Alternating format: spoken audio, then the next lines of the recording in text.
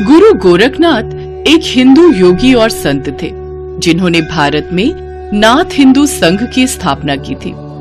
उनके अनुयायियों को जोगी, गोरखनाथी, दर्शनी नामों से जाना जाता है। इतिहासकार उनका जन्म 11वीं से 12वीं सदी के बीच मानते हैं, जबकि कुछ ग्रामीण लोग उन्हें 14वीं सदी में जीवित मानते हैं। गोरखनाथ को महायोगी के रूप में माना जाता है। उन्होंने किसी विशेष धार्मिक सिद्धांत या विशेष सत्य को नहीं उपेक्षित किया, लेकिन उन्होंने ये बताया कि सत्य की खोज और आध्यात्मिक जीवन मनुष्य का मूल लक्ष्य है।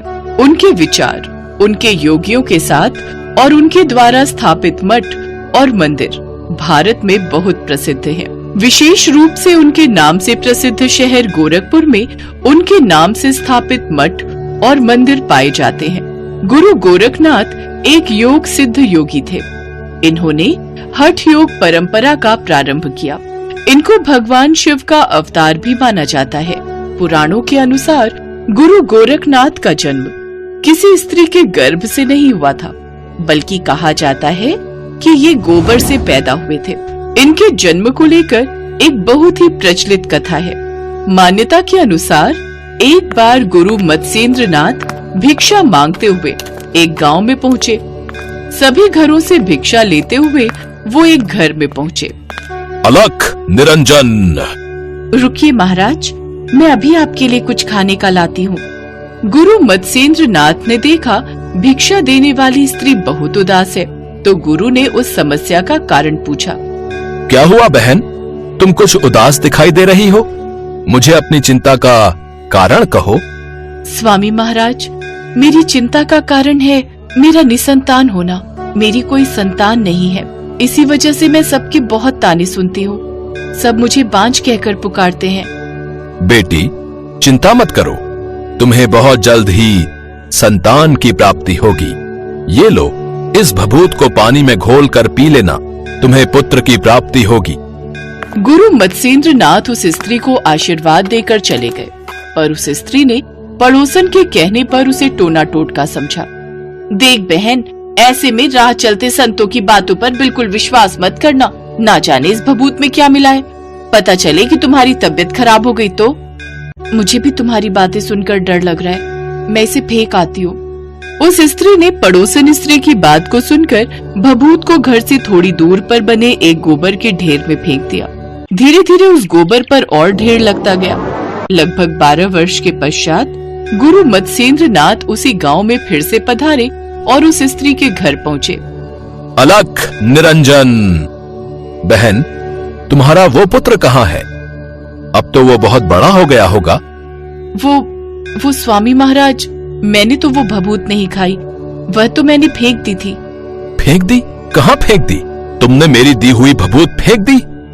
महाराज, मैं पड़ोसियों की बातों में आ गई थी, इसलिए मैंने घबराकर वह भभूत गोबर में फेंक दी। असलियत में वह स्त्री गुरु मत्स्येंद्रनाथ की सिद्धियों से अनजान थी, इसलिए उसने गुरु मत्स्येंद्रनाथ द्वारा दी भभूत को खाने की बजाय गोबर में फेंक दिया था। तुम जानती नहीं हो, मेरी सिद्धि इतनी प्रबल है कि वो भभूत बेकार नहीं जा सकती। मुझे वो स्थान दिखाओ जहाँ तुमने उस भभूत को फेंका था। जी, वो वहाँ थोड़ी दूरी पर। वह स्त्री गुरु मत्स्येंद्रनाथ को उस स्थान पर ले जाती है जहाँ गोबर का ढेर लगा हुआ था। तब गुरु ने उस स्थान पर बालक को आवाज लगाई। अलख निरंजन, अलख निरंजन। गुरु मत्स्येंद्रनाथ की आवाज से उस गोबर वाली जगह से एक 12 वर्ष का अति सुंदर आकर्षक बालक बाहर निकलता है और हाथ जोड़कर गुरु मत्स्येंद्रनाथ के सामने खड़ा हो जाता है। प्रणाम गुरुवर, मैं आपकी ही प्रतीक्षा कर रहा था। मैं जानता था पुत्र कि तुम मेरी प्रतीक्षा कर रहे हो, इसलिए मैं तुम्हें मिलने आया था। परंतु अब मैं तुम्हें अपने साथ लेकर जाऊंगा, क्योंकि अब से तुम मेरे मानस पुत्र हो और तुम गोबर से पैदा हुए हो, इसलिए सृष्टि के प्राणी तुम्हें गोरखनाथ के नाम से जानेंगे। उस स्त्री की आंखों में आंसू थे, क्योंकि उसने गुरु मत्स्येंद्रनाथ के दिए हुए आशीर्वाद को स्वयं ही ठुकरा दिया था। इस प्रकार गुरु गोरखनाथ का जन्म स्त्री के गर्भ से नहीं, बल्कि गोबर और गो द्वारा की जाने वाली रक्षा से हुआ था। इसलिए इनका नाम गोरक्ष पड़ा। इस बालक को गुरु मत्स्येंद्र नाथ अपने साथ लेकर चले गए और आगे चलकर यही बालक गुरु गोरखनाथ बने। गोरक्षनाथ ने ही नाथ योग की परंपरा शुरू की और आज हम जितने भी आसन, प्राणायाम, षटकर्म, मुद्रा, नादानुसंधान या कुंडलिनी आदि योग साधनाओं की बात करते हैं, सब गुरु गोरखनाथ की ही देन है।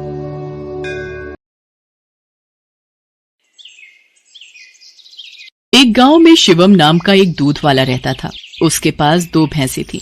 वो हर सुबह उनका दूध निकालता और पूरे गांव में घूमकर बेचा करता था। शिवम का रोजाना का एक नियम था। दूध बेचने के बाद उसके पास जो भी दूध बचता था उसे शिवम रास्ते में शिव जी के मंदिर में शिवलिंग पर चढ़ा देता था। उसका दोस्त मंगल रोजाना उसे ऐसा करते देखता था। एक दिन, शिवम, तू इतनी मेहनत से पूरे गांव में दूध बेचता है और जो दूध बच जाता है उसे तू शिव मंदिर में चढ़ा देता है। बाकी लोग तो शिवलिंग पर थोड़े से दूध में पानी मिलाकर चढ़ाते हैं। तू भी ऐसा किया कर और बाकी बचे दूध को इकट्ठा करके उसकी दही और घी बनाकर बाजार में बेच दिया कर। इससे तेरी दुगनी कमाई होगी। मंगल, मैं भोलेनाथ को अपना पिता मानता हूँ, इसलिए उनकी भक्ति और सेवा करता हूँ। भोलेनाथ की कृपा से मेरी इतनी कमाई हो जाती है जिससे मैं खुश रहता हूँ। शिवम मंगल की बात पर ध्यान नहीं देता। वो नियम से ही रोजाना दूध चढ़ाने का कार्य करता रहता था।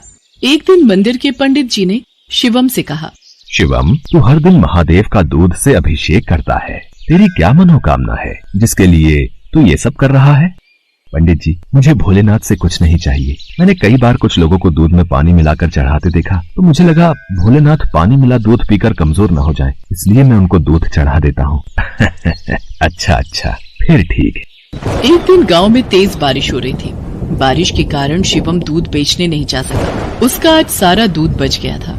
उसने सोचा, आज इतना दूध बच गया है, मैं इसे शिवलिंग पर चढ़ा आता हूँ। शिवम, ये दूध तो बहुत सारा है, ये तो बहकर खराब हो जाएगा। तो फिर मैं इस दूध का क्या करूँ? पंडित जी, मैं ये दूध घर वापस भी नहीं ले जा सकता और ऐसे तो ये दूध खराब हो जाएगा।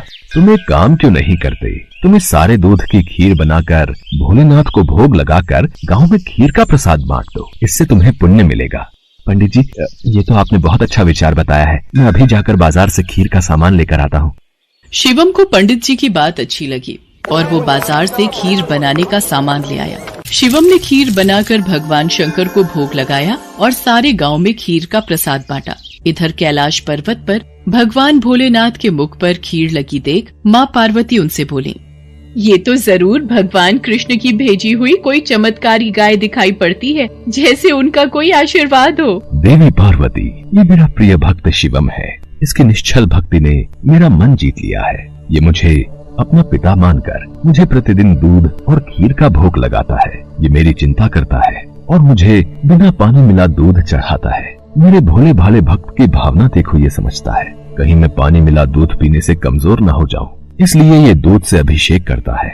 प्रभु, फिर तो अपने इस भक्त पर कृपा करने के लिए हमें इसकी परीक्षा लेनी चाहिए। तो देर किस बात की देवी पार्वती, हम अभी पृथ्वी पर चलते हैं और अपने भक्त शिवम की परीक्षा लेते हैं। भगवान शिव और देवी पार्वती ने सेठ सेठानी का भेष बना लिया और शिवम के घर पहुंच गए। नमस्ते जी, कहिए आपको मेरे से क्या काम है? हमने तुम्हारे बारे में बहुत सुना है। तुम बहुत ताजा और शुद्ध दूध बेचते हो, इसलिए हम तुमसे दूध खरीदना चाहते हैं। तुम रोजाना अपना सारा दूध हमें बेच दिया करो। हम हर दिन तुम्हारा सारा दूध खरीदेंगे और तुम्हें दूध बेचने के लिए पूरे गांव में भागना भी नहीं पड़ेगा। हमारे लोग यहीं से दूध ले जाएंगे और पैसे तुम्हें दे देंगे। मैं आपको सारा दूध नहीं दे सकता। मेरी भैंसें जितना दूध देंगी उसमें से थोड़ा दूध मैं भोलेनाथ के अभिषेक और खीर के प्रसाद के लिए रखूंगा। पर हमें तो रोजाना बहुत दूध चाहिए। तुम सारा दूध दे दो, भले ही दाम 4 गुना ले लो, तुम्हारी अच्छी कमाई हो जाएगी। नहीं सेठ जी, मैं आपको सारा दूध नहीं दे सकता। आपको दूध लेना है तो मैं शिव मंदिर के हिस्से का दूध अलग करके ही आपको दे सकता हूँ, नहीं तो कोई बात नहीं। चलो भाग्यवान, हम कहीं और से दूध पता कर लेंगे। ये तो कोई बहुत बड़ा शिव भक्त जान पड़ता है। सेठ और सेठानी वहाँ से चले गए। कुछ दूर जाकर उन्होंने एक गरीब ब्राह्मण का भेष बना लिया। देवी पार्वती, अब हमें अपने भक्त की परीक्षा किसी और तरह लेनी होगी। भगवान शंकर और माँ पार्वती मंदिर की सीढ़ियों पर बैठ गए। शिवम दूध बेचकर मंदिर जा रहा था। उसने एक गरीब ब्राह्मण ब्राह्मणी को रोते देखा। आप दोनों क्यों रो रहे हो? मुझे अपनी परेशानी बताओ, शायद मैं आप दोनों की सहायता कर सकूं। बेटा, हम दोनों कई दिनों से भूखे हैं, हमारे पास खाने को कुछ नहीं है। आप परेशान मत होइए, मेरे पास कुछ दूध बचा हुआ है और एक डिब्बे में ये खीर है। आप ये दूध पी लो और ये खीर खा लो, इससे आपका थोड़ा पेट भर जाएगा। भगवान शंकर तुम्हारा भला करें बेटा, आज तुमने हमें ये दूध और खीर खिलाकर तृप्त कर दिया। यदि मैं आपको भूखा छोड़कर भगवान भोलेनाथ को ये दूध और खीर का भोग लगाता तो वो भी इसे ग्रहण नहीं करते, क्योंकि जिस तरह से मैं उन्हें अपना पिता मानता हूँ तो वो भी तो आपके पिता हैं, तो मैं उनकी संतान को भूखा कैसे रख सकता था। इसलिए मैंने ये दूध और खीर आपको दिया। पर बेटा, ये प्रसाद और दूध तो तुम भगवान भोलेनाथ के लिए लाए थे, तुमने हमें दे दिया। तुमने हमारे लिए अपना नियम क्यों तोड़ दिया? शिवम की भोली भाली और पवित्र बातों को सुनकर भगवान शंकर और देवी पार्वती अपने असली रूप में आ जाते हैं। उन्हें देखकर शिवम उनके चरणों में गिर जाता है। शिवम, मैं तुम्हारी सच्ची भक्ति से बहुत प्रसन्न हूँ। मांगो, क्या मांगते हो? प्रभु, मुझे आपकी भक्ति के सिवा और कुछ नहीं चाहिए। मुझे आपकी भक्ति करके जो खुशी मिलती है उससे बढ़कर मेरे लिए कुछ भी नहीं। शिवम, तुम मेरे सच्चे भक्त हो। आज के बाद तुम्हारे जीवन में कोई दुख नहीं रहेगा। मेरा आशीर्वाद सदैव तुम्हारे साथ रहेगा। शिवम को अपना आशीर्वाद देकर भगवान शंकर और माँ पार्वती अंतर्ध्यान हो जाते हैं। उस दिन के बाद शिवम का जीवन सभी प्रकार के सुखों से भर जाता है।